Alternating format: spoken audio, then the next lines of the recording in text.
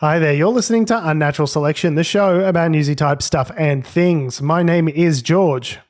My name is Adam. And with our powers combined, we are 66.666 recurring % of Unnatural Selection. Make sure you visit us at our salubrious home on the web, unnaturalshow.com. Yes, our regular member Tom is somewhere in transit, driving through a deluge of rain and flooding somewhere in the New South Wales countryside. So we wish him luck, as well as most of Eastern Australia, which is currently underwater. Yeah, bon chance, Tom. Yeah. Good luck, buddy. Yeah. And I make jokes about that, but it's not actually funny because everything's very wet in a lot of places. So phrasing. Yep. The flooding's been bad. And we're also we're still in spring. We haven't even really hit our stride in terms of La Nina and sort of summer downpours and all that sort of stuff. So yeah, it's bad. It is a portend of things to come for the summer, which we should all be not looking forward to. You'll notice that on Insiders this morning, David Spears was intero tickling Peter Dutton on the stage 3 tax cuts. That was sort of doing these ones, or what does that even mean? Intero tickling is somewhere between interrogating and cupping the balls. So I don't know exactly. That's the expression. Yeah. It's me doing wiggling my fingers in an upward direction. Yeah, giving a bit of tickle me Elmo to the opposition leader about the stage 3 tax cuts, which we'll discuss in a sec. But at no point did climate change come up, the flooding, any of that sort of stuff that I feel would be worth questioning the opposition leader about, given that he has a rather laughable stance on global warming and energy. Man.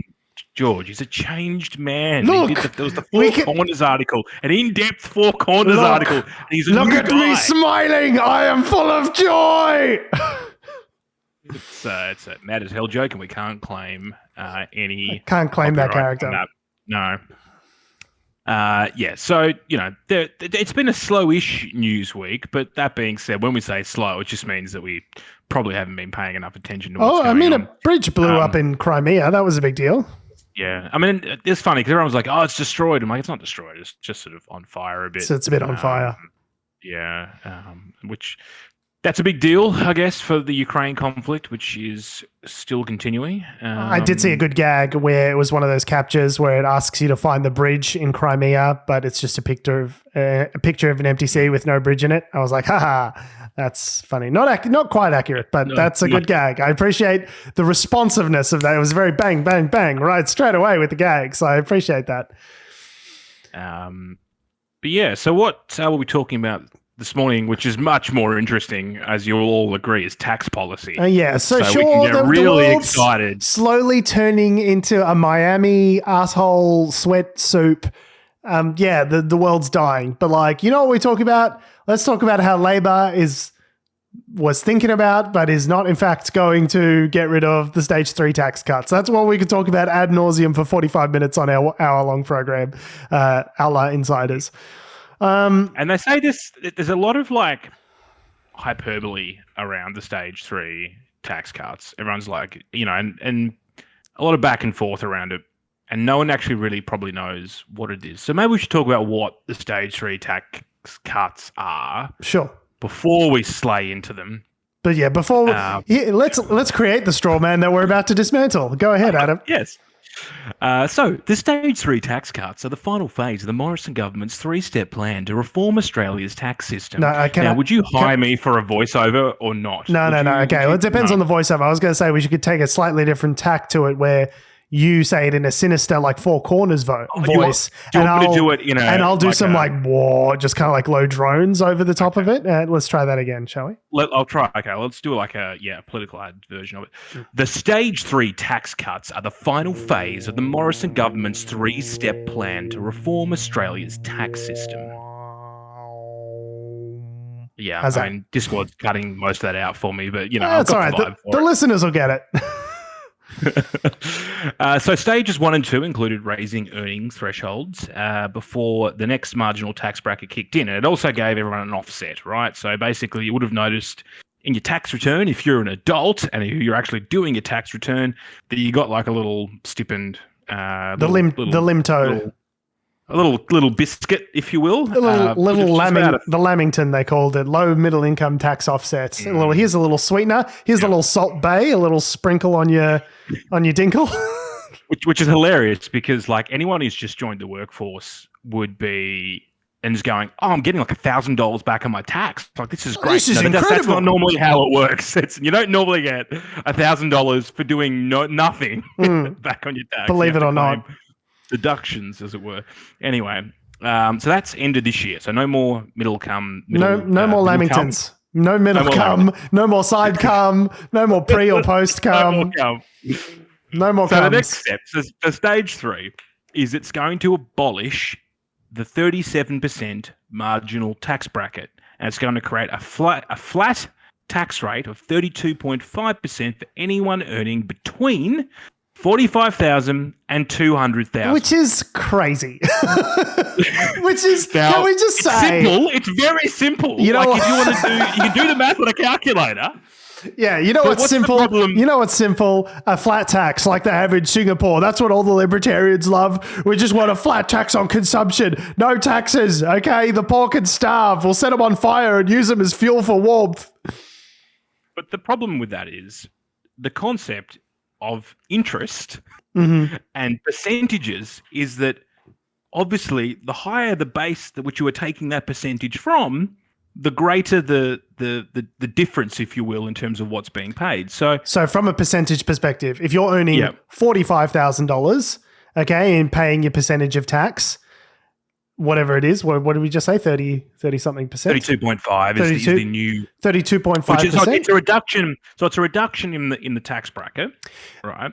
But someone who's earning $200,000, if they get that same tax cut because it's a percentage of their earnings, they're going to walk away with tens of thousands of dollars, whereas someone who's earning $45,000 is going to get, a couple of grand tops, maybe $400. There you go. There's my percentages maths at work. So everyone gets a tax cut, but because of the way percentages work, people at the top benefit the most. Yeah. So this is what's known as regressive, okay? When the people that earn the most get the most benefit out of any change. A progressive tax system is the people that earn the least get taxed percentage-wise, the least.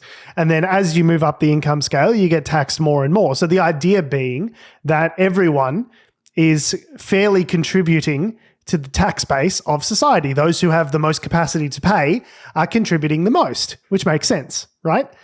So the Liberals have said there's a huge gulf between someone earning $50K a year down at, as a middle manager at KFC and someone earning $190,000 a year as an executive.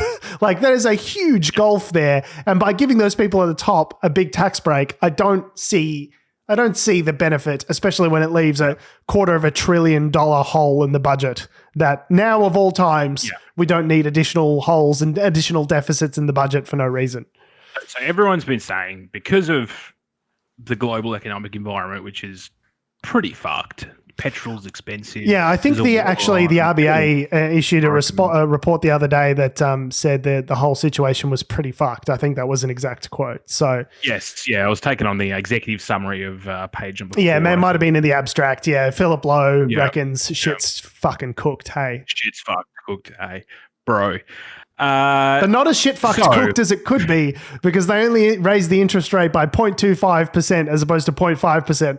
And the markets rejoiced. They said, shit's as fucked that it otherwise could be. Money gun, make it rain. And so I'm just here looking at the markets going, what the fuck is wrong with you guys? My ETF went up, like the ETFs that I've got. It's so dumb. Like 20%. I was like, what? It's so funny. It's so funny because I'm also studying my MBA where we're like doing valuations of companies and like trying to find a fair valuation for the stock price based on the fundamentals of the company. And then it's just like, you look at the actual markets and it's like money machine go, brrr, yay. And then everyone rejoices, stock price go up. And you're like, actually, it's got fundamentals of the company have fucking nothing to do with what's going on. George, it's almost like gambling. It's almost as though it's completely like gambling. It's just a graph of rich people's feelings. And if the interest rate goes up, but not up quite as much as they thought it was going to go up, then it's party time.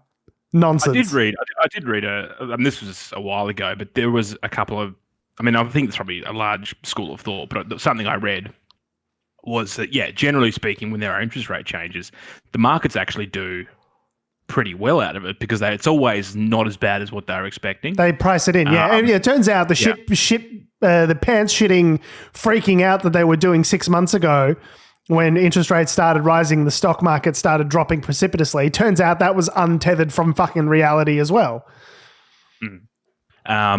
Anyway, so what we're talking about, so the situation's fucked in the economy. So the concept being is, well, maybe rather than basically giving away $250 billion for no fucking reason. Billion with a B in front of it. Billion with a hard old B. Maybe the government could take that money for free because they already have it. Take the money that they already have. If they don't give it away. And they could expend it on things like nation building, so infrastructure. You could do different policies to fix our very broken healthcare system, maybe. That's a place you could start. Yep. Do a bunch of things which would effectively grow the economy. Here's a radical idea. What if we got money, from every person in the country based on the income that they earn, fairly apportion it out, and we take that money and we put it into a common pot, and then what we do is we use that money to enrich the lives of our citizens and improve the situation for all of us, including the most disadvantaged, thus paving the way for economic growth. It's a radical idea I'd like to call tax and government. It's a crazy idea. I think it could work. The Romans had taxes were are not a new concept. They're taxes go back all the. I mean, I remember there's examples of tax collectors in the Bible. They're the tax collectors are evil, man. It's like no, they're literally. How do you think you got those aqueducts, buddy? Taxes. Anyway, but. So, the argument now in the public sphere is, should we potentially scrap? Because they haven't actually come into effect yet. They're legislated to come into effect. Labor by the previous government. So this is the thing. This is the whole the nexus around this little shitstorm that's been concocted out of nowhere this week. The whole thing is that the previous government, the Scott Morrison government, promised these tax cuts, I think, purely as a hand grenade to throw into any sort of future. Because they know if it's them, they'll do it. It's no big deal. If a Labor government gets in, great. It's a hand grenade that they need to deal with within the first year and a half of being elected. So that's fine. So we'll promise these tax cuts in the future, and we've legislated them. They're in place. So if they want to get rid of them, they need to make an active effort to repeal these from the legislation. That's going to give us something to badger them with, saying that they're not shrewd economic managers like us who have quintupled the debt and deficit in our last 9 years in office. They're not the shrewd economic managers like us who lost $60 billion behind the couch during the setup of the JobKeeper scheme. They're idiots. They can't manage the economy. You need us, the Liberal National Party, to manage the economy. So I think the timing of that is not accidental. I don't know about that. I think it's in reality. I think it was probably just it was the end of we were still in COVID. This is last budget, so it would have been, what's that, May 2021? When was the last, but when was this slated? When did they legislate it? It was at least a year ago. It was about a year ago. So at that point, the economy was slowing down. They were trying to put more money into the economy. And we were saying as well, you've got to put more money into the economy. But it's got nothing to do with putting more money into the economy. It's about an ideological escapade, right? They like lower taxes on the rich. And I do think there is some merit to adjusting the tax brackets over time to avoid what's called bracket creep, right? The idea that as wages go up over time, $120,000 in 10 years doesn't mean $120,000 today, right? Those are different things. So you want to adjust those brackets as time goes on to adjust for inflation, wage increases, those sorts of things. That makes sense to me. But to have one bracket between $45,000 and $200,000 is basically just kicking the progressive tax system directly in the ballsack. It's a bit lazy. And I think at the time, people were really happy with the stage 1 and 2 tax reforms. And they were like, okay, great. Which are impermanent. Stage 3 was the stage 2 tax cuts where you get this little limto, you get a little Lamington, right? You get your little sweet treat. Okay, that's impermanent. But the stage 3 tax cuts, which disproportionately benefit the rich, those are permanent. And it's just classic far right libertarian fever dream fucking economics. It's like, if we just make it trickle down, then all the economy will go good. And they've looked at what's happening in Britain, where they've tried an approach like this. And what happens? The market freaks the fuck out because you're increasing the debt, you're increasing the deficit just to hand money back to people who don't fucking need it. And they've had a market freak out to the extent where Kwame Kwarteng, nicknamed Kwame Kazi, has had to turn around and say, actually, no, don't worry, everyone. No, don't worry. We're not going to do the tax cuts for the high end. Don't worry about that. Who are you going to believe, me or your lying eyes? Just forget about that. We'll just do the Men in Black, suppressing memories. Forget that ever happened. We're just going to do something else because the market freak out and the drop of the pound was substantial. So Labor sees that and goes, I don't know about these stage 3 tax cuts at this exact moment in time. I don't know about Chalmers has said specifically that he's watching the situation around the world and there are growing storm clouds. And so they've they're laying the groundwork. Labor said, because Labor supported this begrudgingly when it happened. And then they were like, now they're sort of saying, well, they still support it because they previously passed it, but they're watching the situation, which kind of gives them like an out if they need to, like a little eject button if they need to. And that's exactly what Peter Dutton was saying. This is the first time I've ever agreed with Peter Dutton. He's like they're laying the groundwork to scrap the tax cuts. I'm like, yes, and that is good. They should do that, and most people agree. Here's the thing: 48% of people think that those stage 3 tax cuts should be repealed. Those opposed to the move are remaining steady at 22%. And those who are unsure or didn't know about the tax cuts, that number has fallen from 37% to 30%. So what we're learning is the more people learn about these tax cuts, the more they dislike them. So there's no political risk. What's the risk? The Liberals are going to turn around and say, oh, they broke an election promise. Okay, but they didn't legislate it. Okay, they went along with it and said, yeah, I guess we'll keep the stage 3 tax cuts because they're already legislated. That's the broken election problem. They didn't see, the Liberals never seemed to have any qualms about breaking election promises when they were in government. They promised a federal ICAC and all this other bullshit that they never delivered on, and they didn't get fucking hammered constantly for a week regarding that. There are some Liberals breaking ranks, like Bridget Archer, who's been the sane ones, the same ones, or the ones that pretend to be sane for public consumption. They've sort of said, you should develop policy for the time. And I think that, and I kind of agree.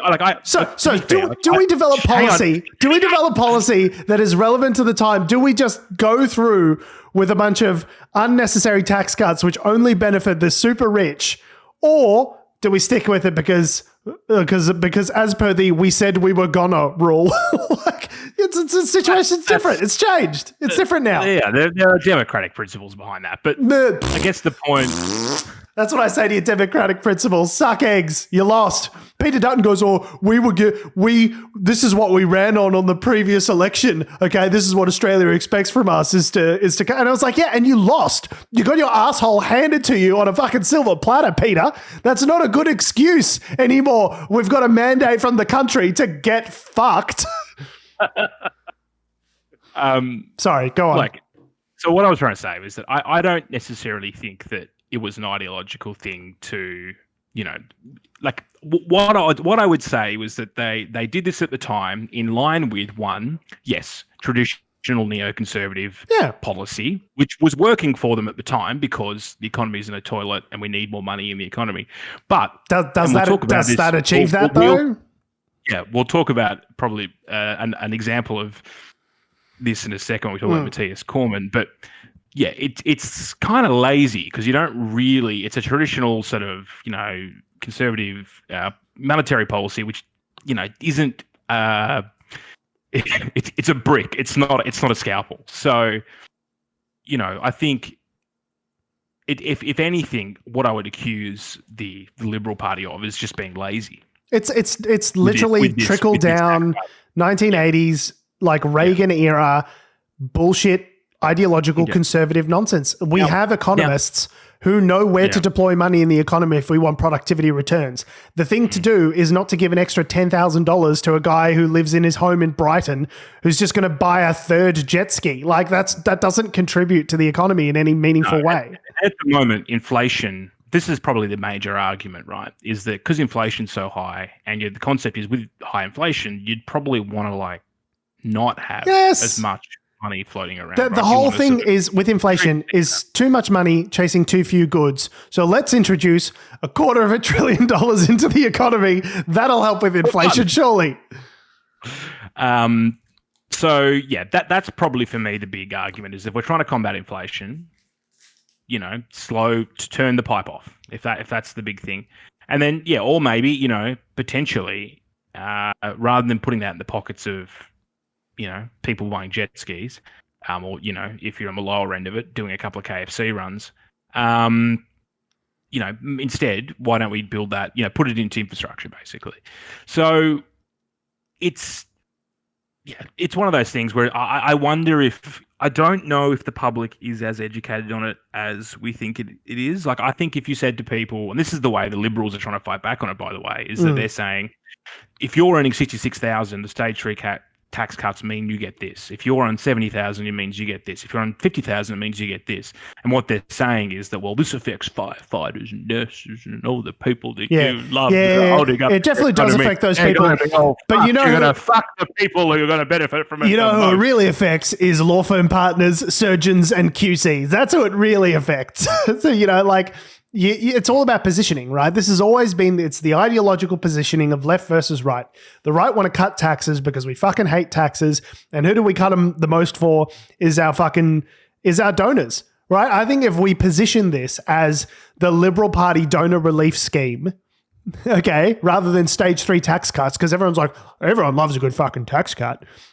Let's call it the Liberal Party donor relief scheme. Every time it's brought up in the media, every time we talk about it, rather than talking about it in the if you're on 66, you'll get this much. I'm like, I'm on 66, so I could use a little bit of extra money. How about we use this? Look at who's getting the vast, vast majority of the benefit out of it. It's not you. And here are all the different ways we could spend that money to improve your life rather than, as you say, get a couple of extra KFC runs to the person earning 45 grand a year.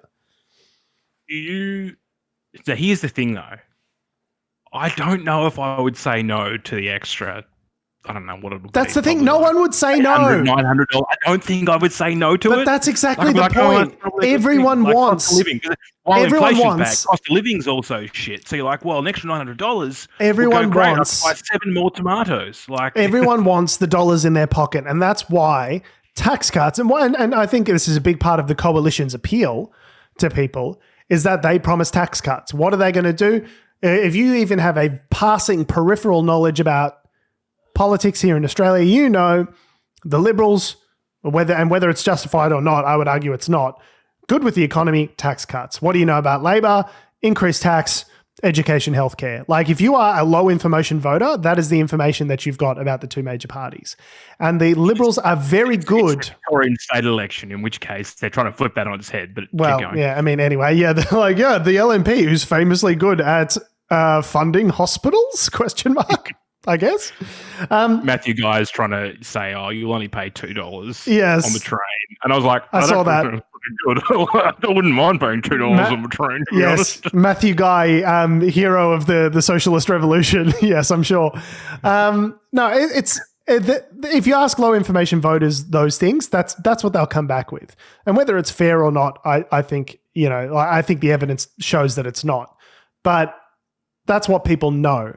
And everyone looking from their own, like, if you're being sanguine, if you're sitting there and looking at what's my interest, do I want to pay more tax or less tax? Everyone wants to pay less tax, right? But everyone wants services, okay? So if you need to think about it for more than 2 seconds, services are paid for with tax dollars. And we can create, and this is the communication bridge that needs to be crossed. It's something that Labor's been terrible at. But if we have $250 billion, we will use it to build these things. Or if you just pay down the deficit faster, like communicate the economic credentials, like if you're going to go down that route, you don't even need to promise new things. I don't think they've got an idea though, necessarily, on what they'll do with that. I've got some ideas. Ask old George. How about a big water slide? There's inevitably things that money could go to. training nurses, improving hospitals. I know those are more traditionally state things, but you could have federal initiatives that give money down to the states for those sort of purposes. Like there are things that you could do, build infrastructure. There's a million things like corrupt car parks. There's things that you could do with that money. Barrel some books, goddammit. There's things that you could do with that money that would indisputably help people's lives.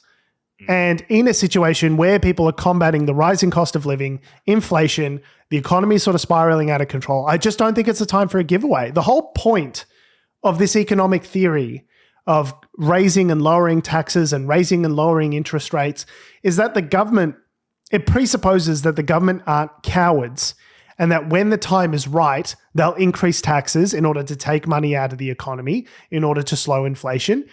And they'll, and the Reserve Bank separately will do its own thing and rise or lower interest rates accordingly. The taxation system is an important part of that. Scaling up how much money is in or out of the economy directly relates to how much money is in or out of government coffers.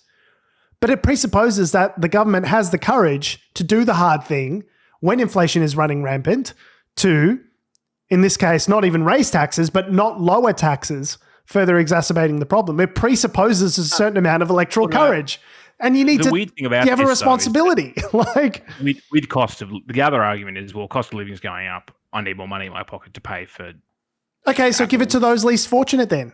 You know what I mean? Like rather than having a system where we're giving money back to those who really don't need it, how about if we're going to cut that amount of tax, how about we cut it from the people making $40,000 to $90,000 a year? Nah, George, that makes sense. We're not doing that. That's too logical.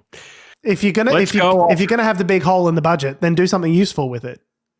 These are all sort of priced into, I think, Labor's budget. So, they haven't released their budget, but their economic plan prior to the election would have had all these tax cuts priced in. The question is whether or not. And we're still not at surplus, okay? And we're still in deficit for the next, 10 fucking years. So, like, there is a budget. Where's the rationale?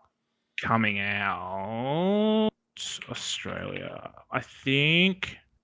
I just looked up Budget Australia, and I'm just getting car rental companies and insurance. I think there is meant to be a mini budget in November. A mini or something. Budget, yeah. I don't know. See what they do with that, but anyway, yeah. So that's the current argument in Australia, and it sort of seems to be what's dominating the political sphere in terms of public discourse. Meanwhile, I don't know. If it was everything was going hunky dory and there are no problems, and the government's got too much money, we're in surplus, and we got no debt. And you just go, hey, turns out we taxed you too much. Here's some of that money back. I still think it should be like, if it's equitable, it should still be targeted at the people at the lower end of the spectrum first. That's one scenario, but we're not in that scenario. We're in a time of great economic turmoil, and to just like, I don't ever want to hear from the Liberal and National Party, they're like, how's Labor going to fund this? Where's the money coming from? We're the good economic stewards of the economy, and they want to spend all this money, and where does it come from? They just voted, and they are pushing for $250 billion to be dumped on people that don't need it. Okay? So I don't want to ever hear again, where's the money coming from? How do we know? And it's out of debt. Where's it going to come from? It's going to come from debt spending. We're going to take on debt to give money to people who don't fucking need it. Like, I can't think of a less sensible thing to do from an economic perspective. Thank you for coming to my TED Talk. Thank you. Thank you for doing your TED Talk. Mm-hmm. Speaking of people that love to talk, Mathias Cormann is the Arnold Schwarzenegger of the OECD. Don't be an economic girly man. I think he's Belgian. No, what is he? Where's he from? Where was he from originally? It wasn't Germany. It was Austria, it was somewhere. I think it was Belgium. Anyway, somewhere in Europe. Got a very sort of like Schwarzenegger-esque accent, which is why I'm making that reference. But Mathias Cormann, if you don't know who he is, it's because he used to be. He was always being kind of irrelevant. He was the finance minister of the previous government.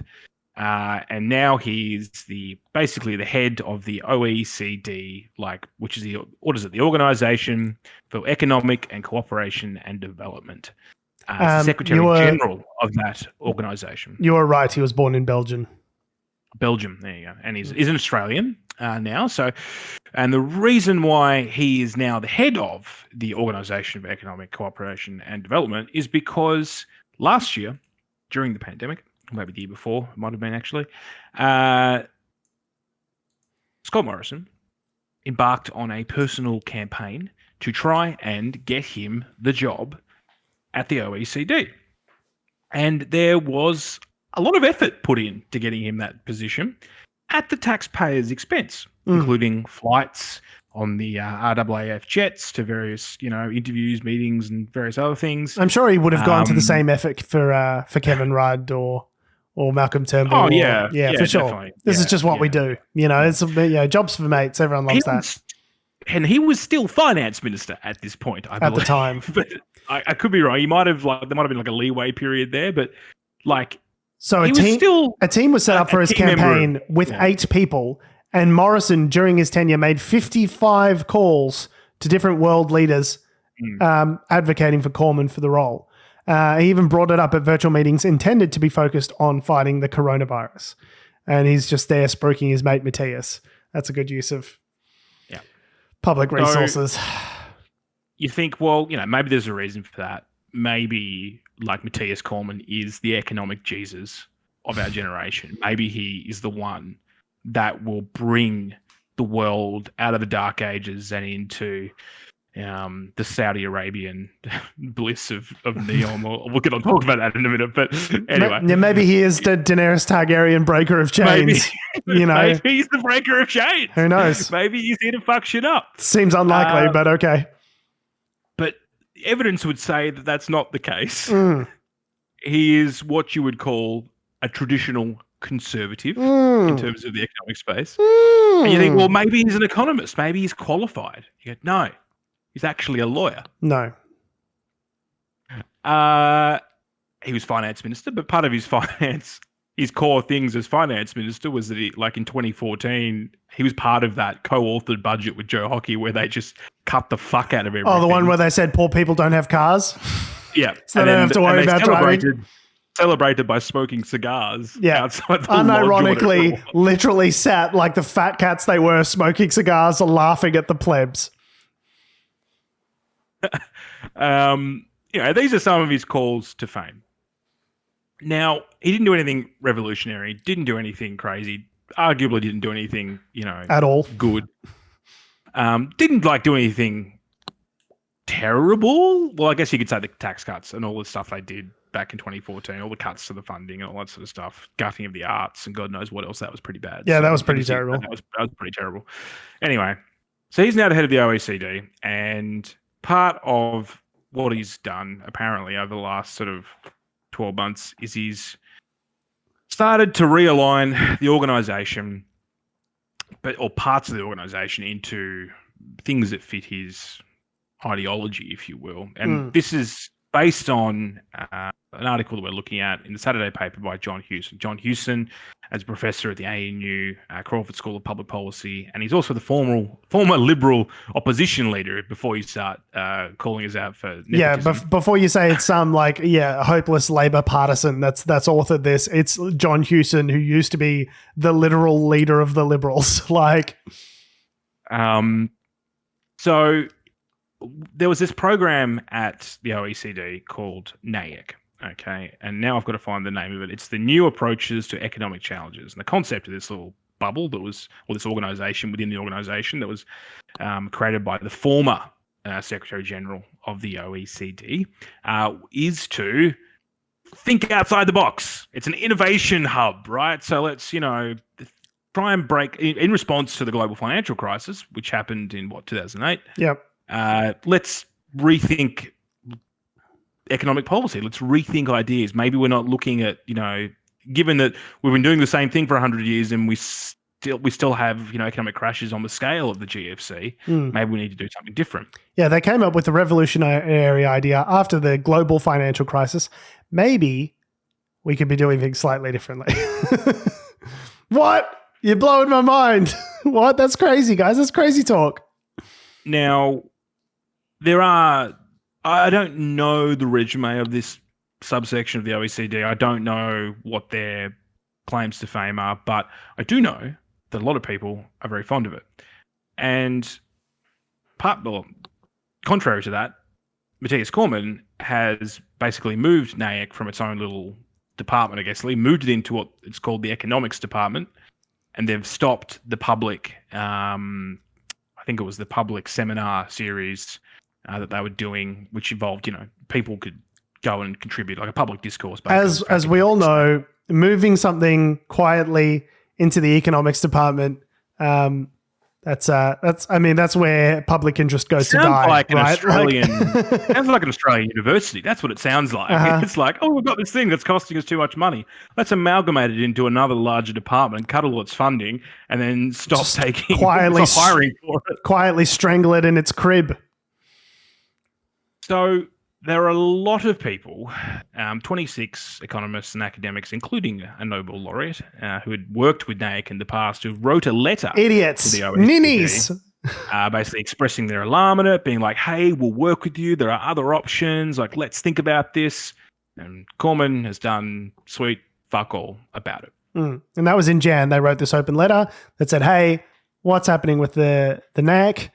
We want to help it. And they waited patiently, probably longer than I would have waited, about 10 months for a response. And a response has not been forthcoming. And so now they've published this open letter. So, yeah. And we've just talked about tax cuts and fucking how the world economy is in a toilet. Neoliberal policy ruining our lives for generations. Yeah. You would think, as one of the two head economic monetary policy organizations on the planet, the other one being the IMF, that are responsible for dragging the economic developed world out of, through these tough times, you would think that they would be throwing everything at the wall. Get the sticky notes out. Let's put them up. There are no bad ideas. As I know from having studied my MBA, so ding, ding, ding, I mentioned my MBA again. As we know from studying the MBA, you want to have a good company wants as little innovation as possible. They just want to just keep it on, just doing what they've been doing, just incrementally speeding up their Intel processes by, half a fucking, what's the measurement? Excuse me. What are processors measured in? Not megawatts. Gigahertz.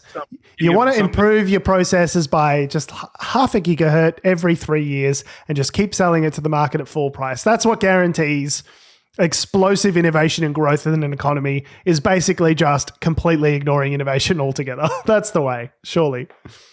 So yeah, I mean, this is it's a Saturday paper opinion piece that we're sort of quoting here, but the more you think about it, and it was covered at the time as being controversial. We were kind of like about it, but the more you think about Cormann's appointment, and you think about Scott Morrison appointing himself to several ministries, you think about the situation we're in globally, and you just think it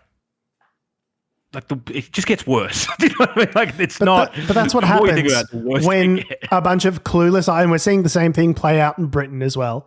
When a bunch of populist, know-nothing ideologues win power and get what they always wanted, Cinderella getting the glass slipper, they get everything they ever wanted. They get in power. What do? They cut taxes. They employ this completely ideological agenda. And what happens? It fucking ruins everything. Like, this has been the dominating ideology, since Howard, really. For the last 20 plus years, we've lived under this neoliberal, profitability at the expense of everything else. Like, we have not taken in the business literature, there's this, I'm doing an assignment about it now. There's this approach called creating shared value, right? It was popularized in 2011 after the global financial crisis. And basically what it says is, hey, we can do business in a way that's not just good for profits, but get this crazy idea, also good for society. We can create win-win opportunities. And there's lots of organizations that are employing this and they've had good results. But whilst it's even pervaded the hyper, business focused, the business literature and the MBAs and the people at all these high level organizations, it doesn't seem to have pervaded government at any stage. Like, government seems to be just packed full of cronies funded by the fossil fuel industry. And they're on an ideological mission to, get government so small that they can drown it in the bathtub. And what's happened is we've got an anemic fucking government structure that was not well placed to respond to things like the coronavirus pandemic. Like, when it's fine if you're growing up in the noughties, where the biggest problem is like, we don't like Meghan Markle, like, and that's a top news story for like. But when you're in a world which is in crisis, the war in Ukraine, coronavirus, the economy, inflation, when you've got a world that's got real problems, now all of a sudden you've got a system that's increasingly fragile and unable to deal with the consequences of that world. And I think that's in no small part due to this neoliberal ideology. Everything's for profit and everything else can get fucked. So Cormann had basically tried to abolish, I think he did end up abolishing the Clean Energy Finance Corporation, the Australian Renewable Energy Agency. His climate record resulted in a group of Australian and global humanitarian and environmental organisations writing to the OECD, the same organisation he works for now. That he's now in charge of. To have him disqualified as a candidate, citing grave concerns due to his record of thwarting effective climate action. So it's all they've done is they've taken their insular, neoliberal ideology and they've just like successfully exported it to one of the world's largest, most influential multilateral organizations, specifically focused on economic policy. Like, it's very bizarre how we let it happen and how it hasn't been a bigger news story. Like, what I think John Hewson was also trying to hint at in his article was that, if you want to talk about corruption and sort of jobs for mates, the ICAC, or what were they calling it? What's it going to be called? The NAC. The NAC will potentially have some things to say, maybe about that whole process, but we'll see. It's obviously an independent organisation. They've got no control over it. They'll probably, they'll start somewhere else. But anyway, so, whenever you see, you think, oh, don't worry, there are global organisations that will have our back and sort of be able to sort through this whole mess. Don't hold your breath. Not only have we ruined our own country, we've also ruined those multilateral organizations as well. Like, you keep cutting out for some reason because of Discord, but I'm assuming what you said was hilarious. So it was great. 10 points. It was pretty good. But don't worry. Look, Saudi Arabia is going to be fine. Whatever happens. Saudi Arabia is always going to be fine because of the oil money. The oil money and the vision they have for the future. And I don't know if we talked about it when they first launched it, but we did when they first announced the Line, the project, the Line, the NEOM project. Oh, it's called a NEOM. Yeah, so that's what it's called now. I think it was initially called the Line, or did I just make that up? Is that the young? I think you made it up. The Line is certainly what the young adult dystopian novel about this would be called. I don't know if that's actually so. It's NEOM. So it's the large linear. 170 kilometer mirror city plonked in the middle of buttfuck nowhere in Saudi Arabia. And we talked about it when it was announced and we're like, haha, this is crazy, isn't it? And now they're doing the Winter Olympics there. I thought this was an Onion headline when I first saw it. I was like, haha, they can't do the Winter Olympics in Saudi Arabia. Good one, the Onion. And it's like, no. This is the Guardian. Saudi Arabia has won the bid in a completely transparent process. Saudi and not corrupt whatsoever. The Asian Winter Games, to be clear, not the Winter Games. The Saudi Arabia has won the bid to host the 2029 Asian Winter Games in the middle of their desert megacity. And that's 7 years, by the way. It's my camera. 7 years. 7 years seems like a pretty quick turnaround on a dystopian megacity. Well, to be clear, it's part of the NEOM project, but it's not actually going to be in the NEOM building, so to speak. So, and there's a wonderful website. You can go to it. Just Google NEOM. And I'm going to take you on a journey, George, to share my screen here. Take me away. We're going to look at one section of. I'm just going to make sure I'm not actually doing this. Go live. We're going to go live. Yep. And you can join the stream for those listening at home. We're going to have a look at this wonderful web page. I'm not sure if you can still see that. It's booting up. It's booting up. Okay. Talk to me. Tell me. Describe it in vivid detail. So TROJENA, a unique year-round mountain destination in NEOM. TROJENA will be an iconic, world-class destination blending natural and developed landscapes and offering unique human-centric experiences for residents and visitors alike. And they've got this wonderful bar of people rocking up in their dune buggy, and then they're going to climb a mountain and go skiing. And there's a lot of snow here. There's a lot of snow. And if we scroll down a little bit, there's different little precincts and there's different seasons. So there's a wellness season in September to November when they have artist residencies and stuff. I don't understand what that is.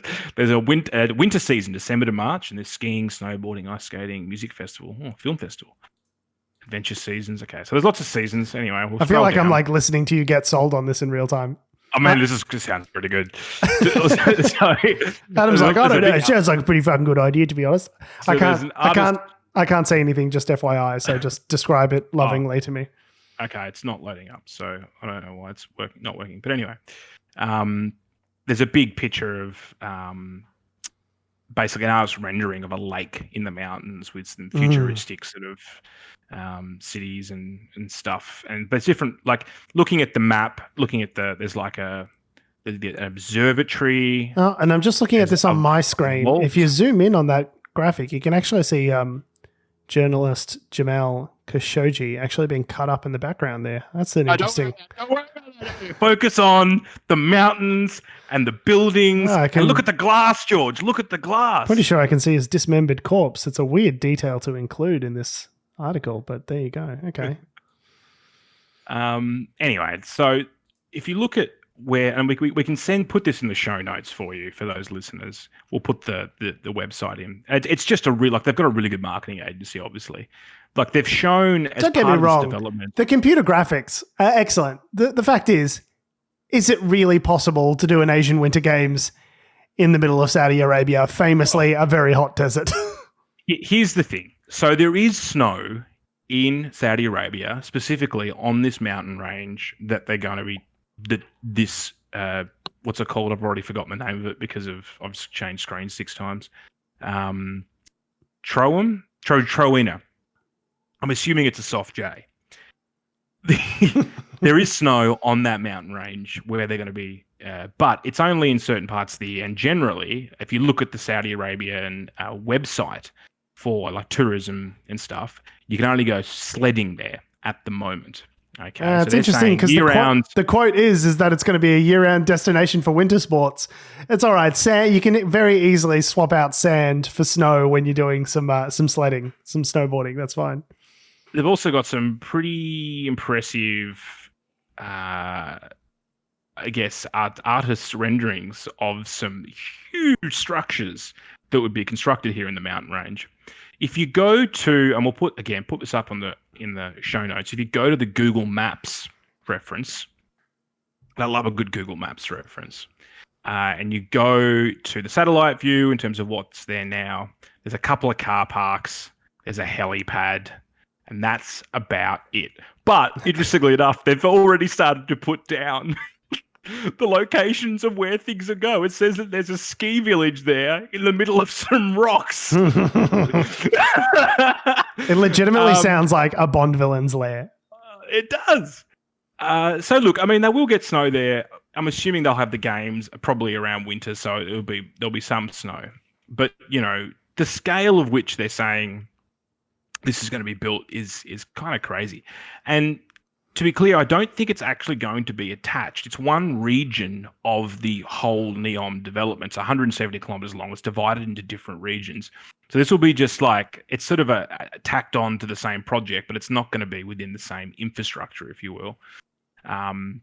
Anyway, and I just think it's literally an empty mountain range at the moment with a car park and a helicopter pad. How are they going to build this in 7 years when places like Greece were like, we can't build a football stadium for the Olympics in 10 years? I've got the answer. Do you want the answer? Oh, sorry. Yes, thank you. Yeah, that'd be great. Blood money and slave labor.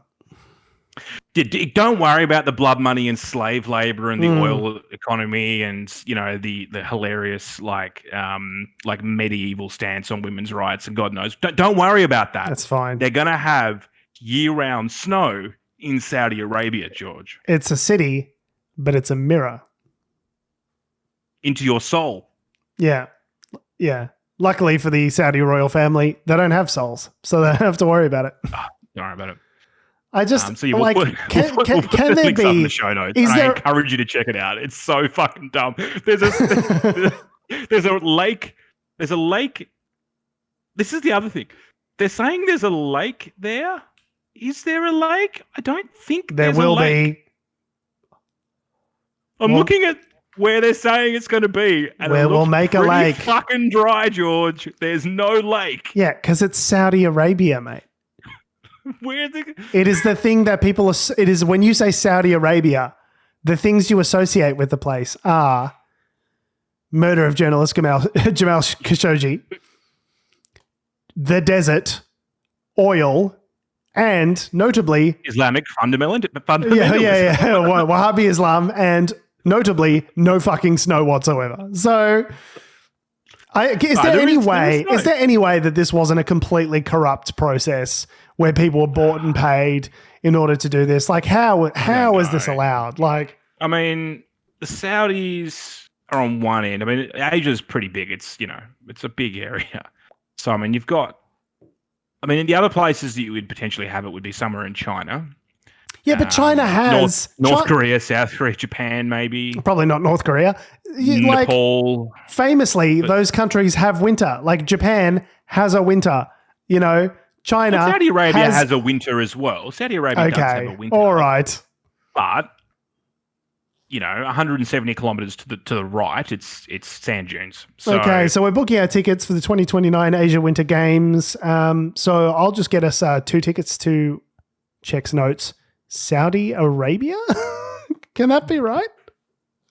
But yeah, I mean, I don't want to say there's no. I looked this up. There is definitely snow there in the winter, but it's not a shitload of snow. It's enough to go sledding on. Mate, there's snow in Mount Buller. Doesn't mean we're going to host the fucking winter games. Okay, like, let's be real. This is a corrupt fucking process, and they're going to throw money at this problem to facilitate a fake winter games with fucking snow machines. Like, we have no evidence that it is corrupt, but we don't have any evidence that it is definitely corrupt.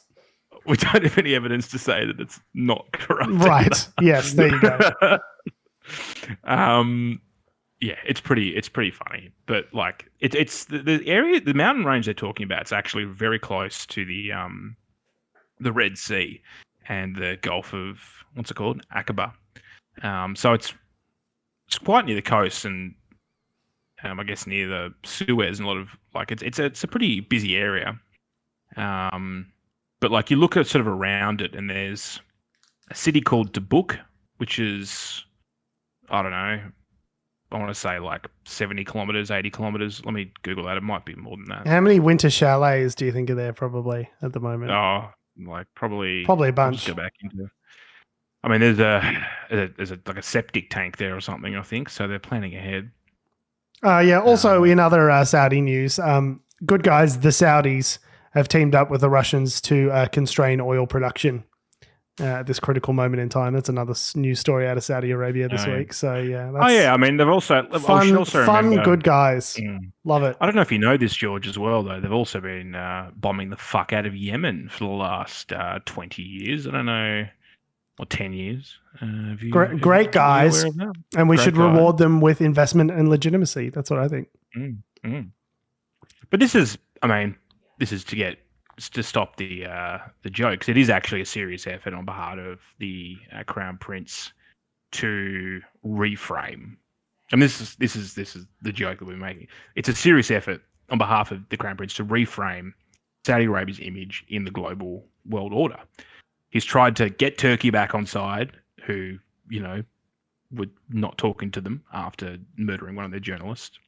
Oh, wow. He's tried to, he's tried to basically re-engage and sort of, and again, like Putin, not just for the international audience, but also for domestic audiences. Yeah, but you know that they don't mean it, right? Like, yes, there was that photo op earlier in the year where Biden went and gave the prick a fist bump, right? But that was all in the whole reason Biden went over there was to get OPEC. I know we're talking about the OECD, so I don't want people to get confused. OPEC, the global oil cabal, to increase their oil production in order to offset some of the difficulties that the world is having with energy, particularly around the Russia-Ukraine conflict.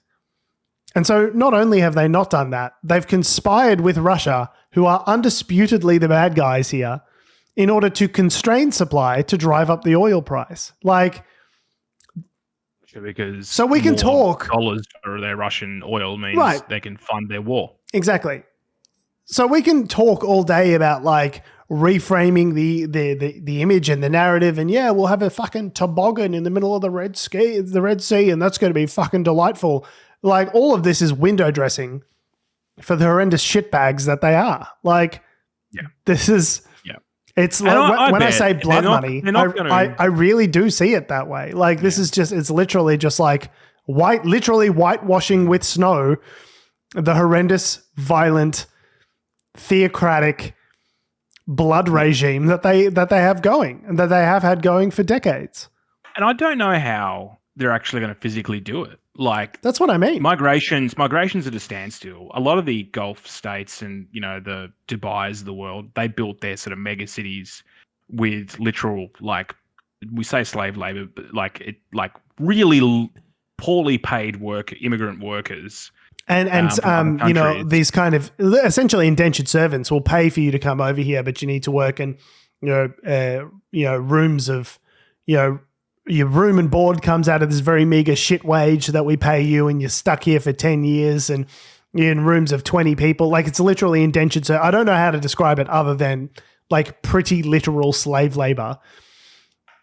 Like, how, where are they going to get all these people from to build this infrastructure? They have to build I mean, I don't know. Maybe they're already going to do like a part of it and then they'll finish off the rest of it later. But if they're really that keen on showing themselves off to the world, they not only have to build, a couple of ski fields, they have to build an entire winter games complex at the moment where there is literally nothing. Yeah. In the next, and the Google Maps image is from this year. It's not like I'm looking at images from 3 years ago. No. There's nothing fucking there. Yeah. They're not going to be able to do it. So, not only are they misguiding the world, they're not actually going to be able to deliver on anything that they're promising either. Yeah, in a radical twist with people developing structures for Olympic Games, it seems unlikely that they'll actually be able to deliver on their promise. So it's never happened before in the histories of games such as these. But it might be a first. Anyway, so yeah, that's a little tidbit. We'll put all the notes up in the show notes so you can go to the website and be amazed by the marketing firm that got paid literally $100 million to do all of it. Those are the real, probably about accurate. Those are the real winners. The marketing firm that got paid to put together a bunch of glossy images and CGI updates. I mean, it's the closest they're going to fucking get to being able to do this. So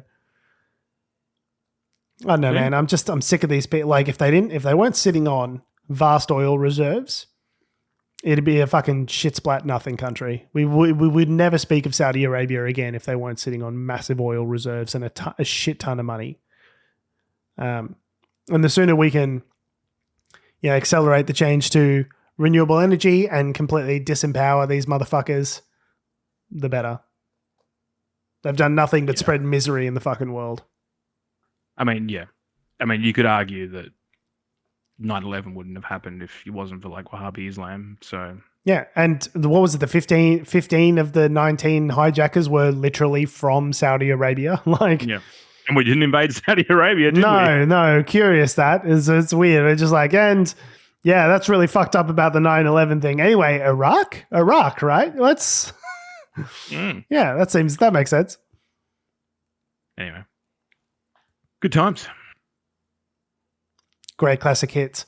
On that note, we are, and we always will be Unnatural Selection. Make sure you visit us at our celebrities home on the web, unnaturalshow.com.